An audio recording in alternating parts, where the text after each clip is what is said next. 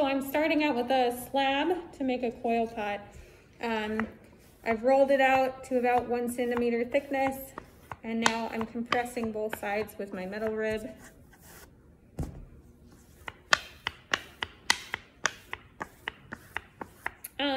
Looking onto the drawing that you just did, so here's mine. You also want to make sure that you measure out in proportion to how big of a slab you're starting with, right? And I would say that this is probably, if I were to be doing this, I would need to start out with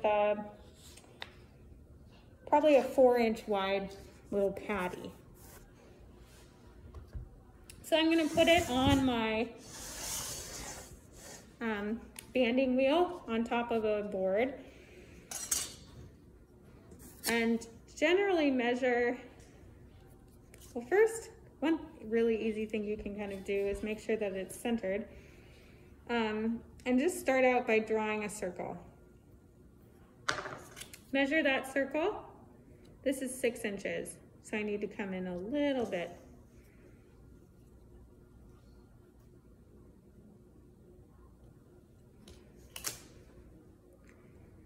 And by holding my hand pretty steady when I spin, I get a perfect circle, or somewhat close to perfect circle. Okay? As soon as I draw that line, I want to always draw the line and then cut. So I'm just gently kind of pressing. I'm not doing this really fast. And please do this with a needle tool, especially if you're on a board, because we don't want to cut these boards. Don't use a knife. The clay's soft enough to use a needle tool or a wooden knife. Okay, so now I have a perfect circle, something like this. Cut this off. This is still good clay. I'm just going to wedge this back up. And now I'm ready to start adding some coils to my patty. So I'm going to wedge this back up.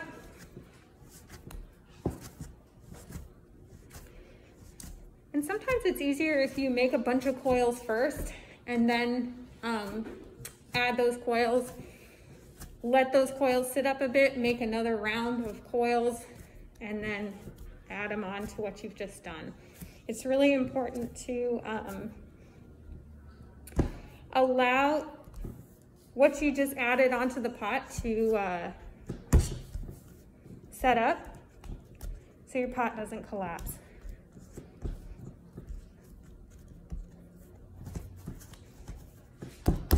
So when I'm making these coils,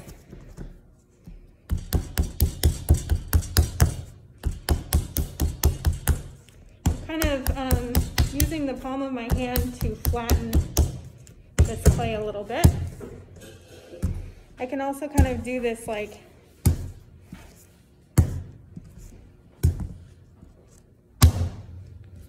flip and pull method, where I'm gently flipping it and then pulling it towards my body, and that's stretching it out as I work, right?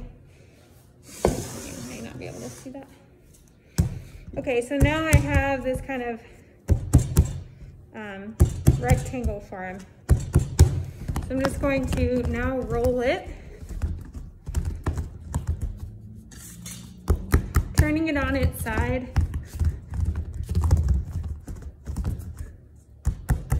And anytime I get a high point, I'm just tapping it out with my hand.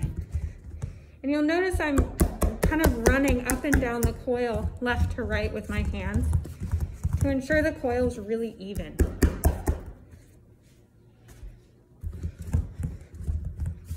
Okay, so now I'm going to come and take my coil, and because this thing isn't very wide, I'm just going to test and see, and that's definitely long enough. But to make my job a little easier, I'm actually going to flatten this coil just a little bit to about the same thickness as the base with my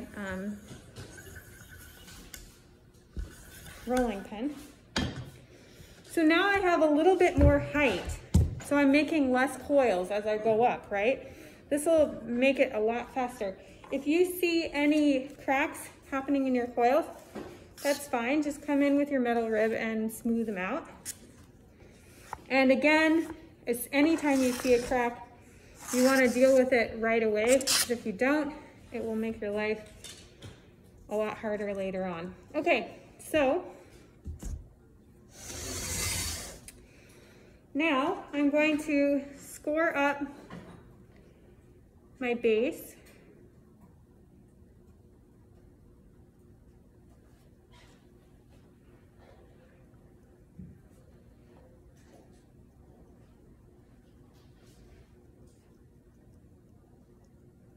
Andrew, you paying attention? Yeah, sorry. Let's close the laptop. Thanks.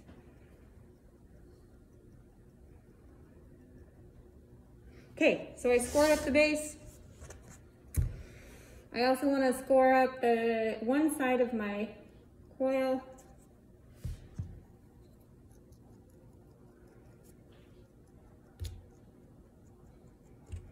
And I know I'm not going to use this whole coil. This is probably good for 2. I can just quickly test and make sure. I'm just going to mark on here generally where I'm going to cut it off. And it's also really important to give yourself a little bit of leeway. Because when we put this on, we're going to overlap to create more surface contact. So anytime you are connecting something in clay, A, you want to slip and score. B, you also want to think about that connection. Anytime it's not a mechanical connection, meaning more surface area, if you just take 2 things and brunt them together, it's a little less likely to stick together, right? Especially if it's like this and not like this. This way's better because you have gravity working with you. If it's like this, not so good. So you need to be thinking about how you can increase the surface area to make that connection stronger and support that connection. So if you have 2 slabs that are coming together like this, you probably want to cut those bevels, those edges at a 45-degree bevel, right? Just like in framing. So you have more surface contact, and then you can come in with a coil and back it on the inside to make that connection a little stronger. Okay, let me grab the flip.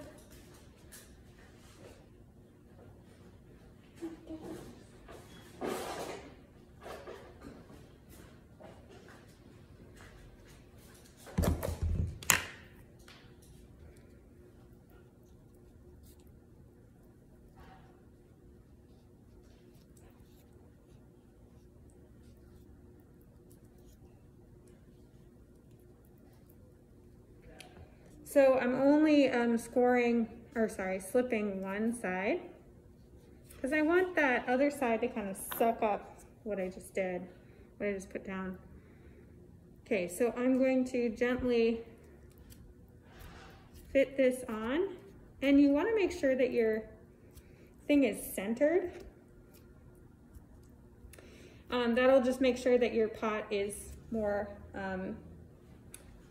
symmetrical. I also want to check the angle at which these walls should be coming out at this stage, because that's going to determine how long my coil needs to be, right? If it's coming out really drastically, it needs to get wider at the top. So I see in my drawing that it actually is coming out pretty drastically. So I'm going to compress it kind of in at that angle that I see it coming out at. And now I still have, if I would have cut it off then, I would have been like, shoot, now it's too short. But now I still have some extra clay. I'm gonna chop that. And now I wanna overlap these 2. But if I just did it like that, I'm gonna have a thick side. So I'm gonna squish where my connection point's a little thinner, and then slip and score that together.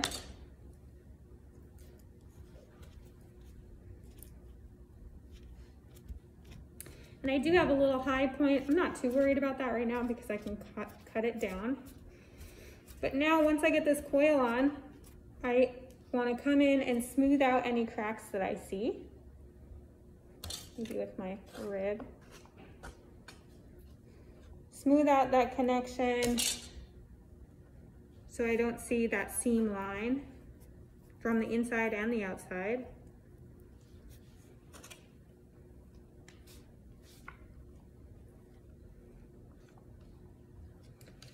I can come in and take my knife and cut off this high point.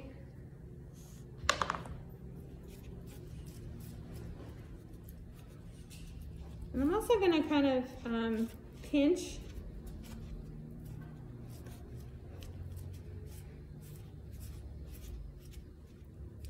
my slab or my coil a little bit thinner, just to make sure it's the same thickness all the way around.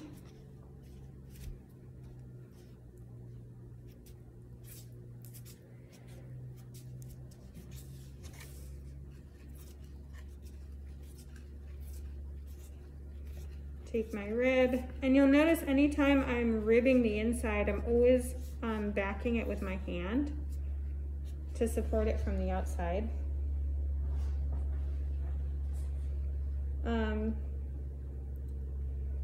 Really dealing with any cracks as I see them arise.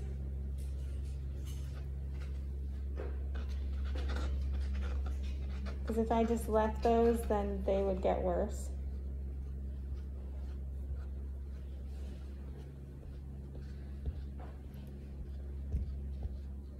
Okay, the next thing I want to do is make sure that everything's level, because it's just like building a house with bricks. You want to make sure every addition is level, or else it's going to start getting really wonky towards one side if it's not. So to do that, you can grab like another board, or you can just take a paper towel, put it down, put your pot on that, and then put your board on top and gently tap it in the center, and that will level it. Now I know I'm good to go for my next round. So the next one is exactly the same. And as you build up, you want to keep checking that it's the right width as you go. So this is about 6 inches wide. So if I were to check that on my piece of paper here, I'm probably about there. So yeah, that's about right. So comparing and contrasting the height, definitely not at 4 inches high. So maybe I'm actually more right here. I'm at about 2 inches. That's great, because now I know that this section is going to take me 2 coils to build, right? So that's a great reference. So I'm 2 inches high, which is probably about, let's say,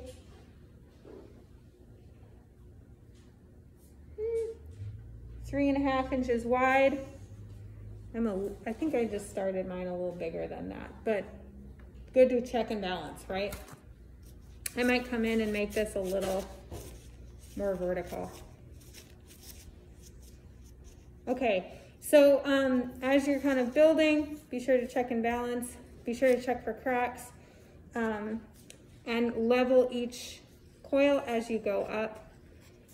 And any questions? No? Pretty straightforward? Okay, cool.